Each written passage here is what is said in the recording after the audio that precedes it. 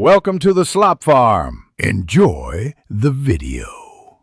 You start by picking a single master photo that represents the look you want across the set. Make essential adjustments first: exposure, white balance, crop, lens profile, and basic spot removal so the base is clean.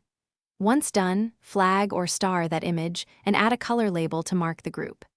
You do this so your sync settings copy a coherent, polished starting point rather than transferring unfinished fixes to every photo.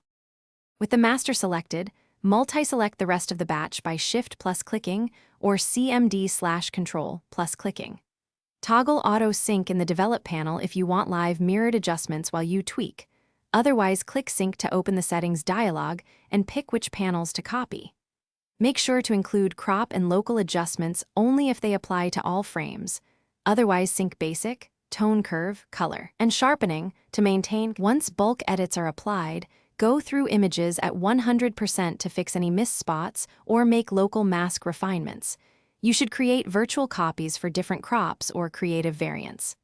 After finalizing, export with a preset that sets format, resolution, output sharpening, and metadata.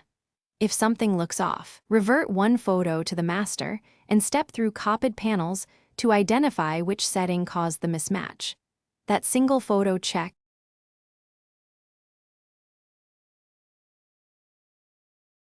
Thanks for watching.